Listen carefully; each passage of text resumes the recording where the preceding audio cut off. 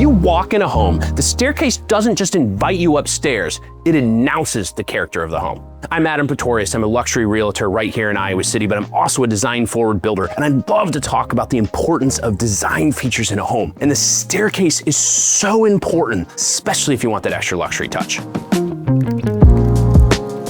So why does the staircase matter? Well, it's more than just moving between floors, right? It's that connection between living spaces. Stairs are important because they help you flow between those spaces.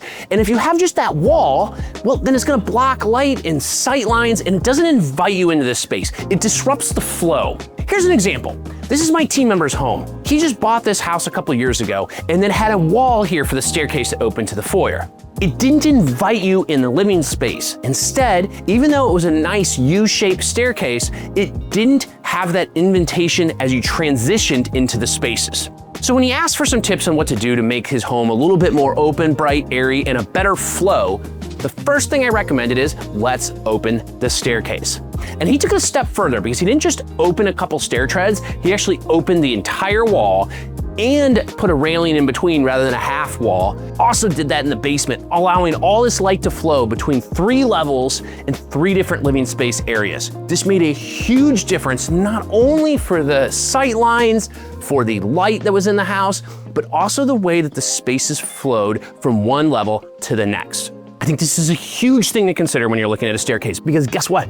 It costs a lot to have an open staircase, but it's so worth it. And so I want to talk about how you can do this. You can do it efficiently, effectively, and for the best bang for the buck. So let's look at a couple other homes. Here's another project I did. Look at this brownstone. This one has a closed-off staircase. Now look what happens when I opened it up. Yes, I had to pay to add a header up above because there was a support wall in there, but look at the difference now. This is a very tight space. We're talking only 14 feet from end to end, but now you come down the stairs and it opens right into the family room, which allows you to now come right transition into that space, and it's some great flow. I think the big point here is in a luxury home and an open floor plan, stairs need to integrate spaces, not hide them. So make sure to look at that when you're planning your floor plan and try not to have a wall. If you have to have a wall, let's talk about some design approaches. Okay, so when we're talking about design, there's really 4 different types of designs that I really want to focus on today. And the first one, my favorite, obviously, because this is my house, is the traditional open treads. That is your open treads right here with your banister, hand railing, and your different spindles. This is the classic, this is the traditional, right? This is the OG. This is what I love. I love that traditional look. And you can mix it up even in a modern house. I have very decorative spindles with that kind of ornate detail on it. You don't need that. You could just have solid square spindles like this, or you could have round ones, or you could have metal. There's lots of different options, and the spindles can make a huge difference for the final design. I chose to do simply carpet with just a false end tread, which is open, but then the carpet on the stairs saves money from having to have hardwood steps all the way up. Also, hardwood steps aren't very practical. We'll talk about that a little bit later. And I did 2 tones. So I have the painted and the stain, which just gives a little extra pop. I love it when you have this look of the open banister, but it's way more expensive. So that, wow, maybe you don't want it and maybe it's not quite modern enough. So here's another idea. What if, in the second design, you did something like a low wall? A low wall can be a couple things. It could be a half wall, like a half sheetrock wall. It could be a knee-high wall, so it's up to your knee, or an ankle-high wall, or a pony wall. Take a look at this one. This is a recent project that just got done. You got a cool open foyer here, but instead of doing the open treads, what they did is they did the ankle-high wall, and that would save you money, but they still did these treads, these false treads on either side of the carpet runner. Carpet runner's not installed, it'll be right here. And that extra labor there, that with the riser, that kind of negated any sort of savings that you would have got. So this is a cool look, and you could have saved money if you just did the ankle-high wall rather than the treads. But on this one, they added these treads on the inside as a little extra cosmetic, and it has a cool look. Like here's another one, here's another project that did that. What do you think? Looks pretty cool, right? But is it worth the extra cost? I don't know. If you're gonna do that, in my opinion, you might as well just have the open treads and get rid of the ankle-high wall. Okay, the next one, this is very kind of mid-century modern, so if you're an MCM fan, you're gonna love this, but the slat screen wall. It's got a cool visual, right? Like you got these vertical wood or metal or glass slats that define the staircase. This is much more sculptural. It's dramatic. it can become more of a feature wall. And especially if you're looking for kind of a modern luxury home, this might be the right thing for you. But hey, the trade-off here, it's very personalized. So it has to be well executed or it can over-dominate. And sometimes the cost can be more because you have the open treads on the end.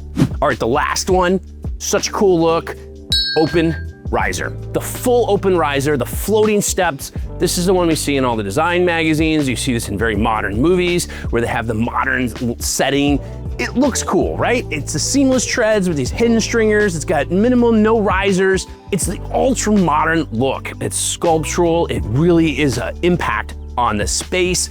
But look, it's got some huge trade-offs. The first is, wow, this is the most expensive thing you can do. You're looking at probably $15,000 to $20,000 just for a flight of stairs. And then the safety concerns, especially if you have kids, you have this open space here. You can get feet trapped. It's just not a very good safety thing. The code, the engineering, it's very heavy and the cost just skyrockets so much. Not quite the choice that I would do. I think you can save money and put it elsewhere. But if it's that design thing that you want, maybe that's the one you want to do. So which one of the four are the ones that you choose? Comment down below, love to know. Okay, let's talk a little bit more about materials and finishes. So when we're thinking about balusters, when we're thinking about spindles, how is this all gonna play out? There's a couple options here, right? So you got wood, like I have behind me. You have metal where you can have like wrought iron or little metal spindles, or maybe you got an entire custom steel plated, powder coated, modern looking railing like this one. How cool is that? Or maybe you're gonna do like a cable rod rail, or maybe you just got glass. All these things can have a very specific look for the kind of personality you want and character to the home, but there's a cost difference, right? So the glass is gonna be more expensive, the metal is more expensive, but you could just do either the wood or the steel rods. And then of course, if you wanted to, you can do the cable, but the cables really get loose after a while and they're kind of really modern and industrial and institutional, so you have to decide whether that look really works for you. I personally like the wood baluster. I think it's classic, it's adaptive,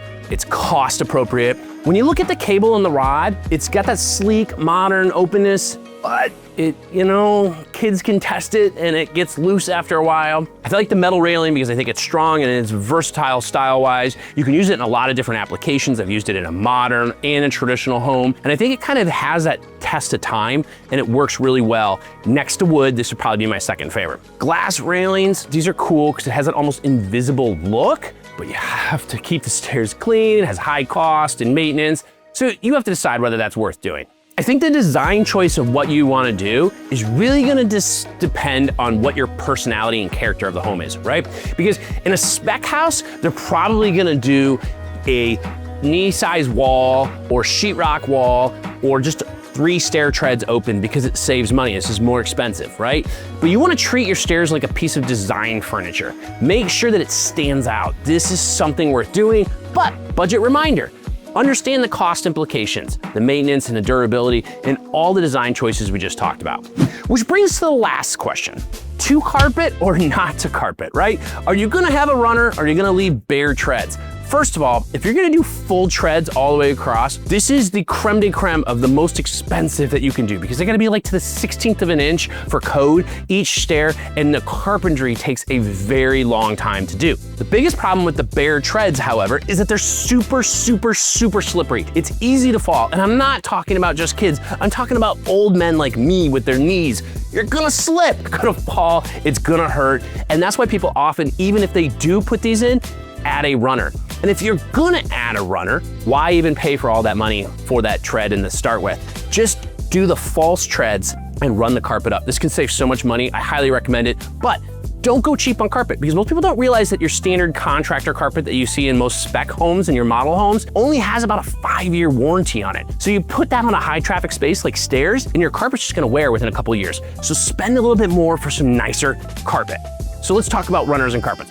In my opinion, yes, 2 thumbs up. This is what you should do. It adds safety, it softens noise also when you're running up and down the stairs, and it can also be used as a bold accent. It can be part of that design, and I think that's really cool. So the 2 choices then when we come to carpet are wool, your super luxury, or your synthetics, you're more affordable. And this is a big price difference. This isn't small, it's a big price difference. Look, wool is incredible. It's an amazing material, and it's stupid expensive. Just for the runner, you're looking at about 10 grand per flight of stairs. Synthetics like the one behind me or the one on this house or that house, you're looking at a couple $1,000s. So you can really save a lot of money when you go to a synthetic, and you probably wouldn't even notice much of a difference between the wool and synthetic in the house without touching it. So for a family home and you have kids, prioritize safety and durability, definitely go with a carpet. But if you're looking for that showpiece luxury home, maybe you go with the bare tread, no carpet, and that sculptural rail to really show it off.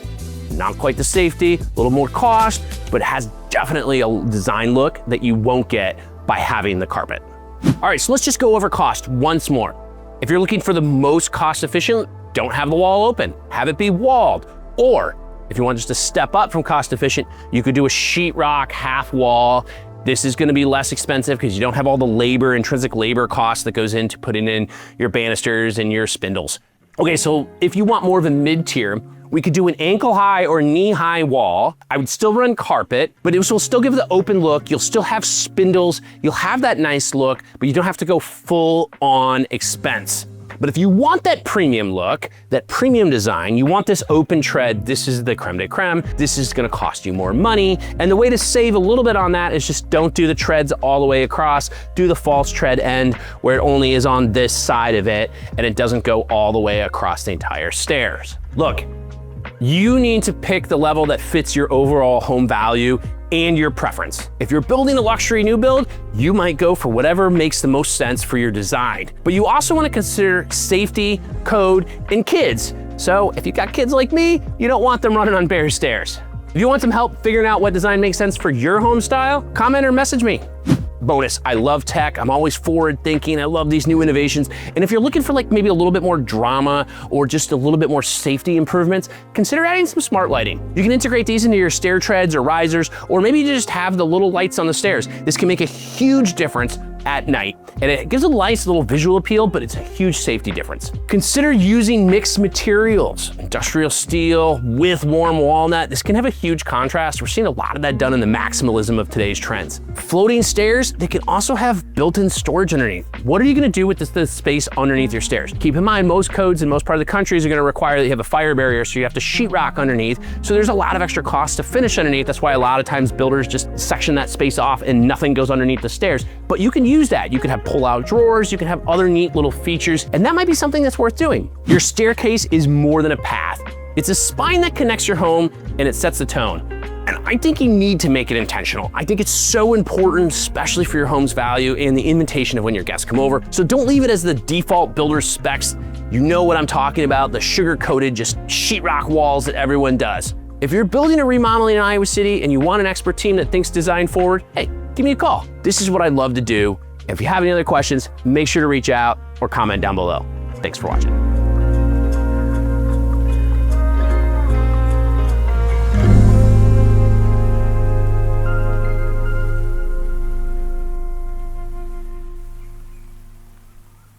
Piece of Pez.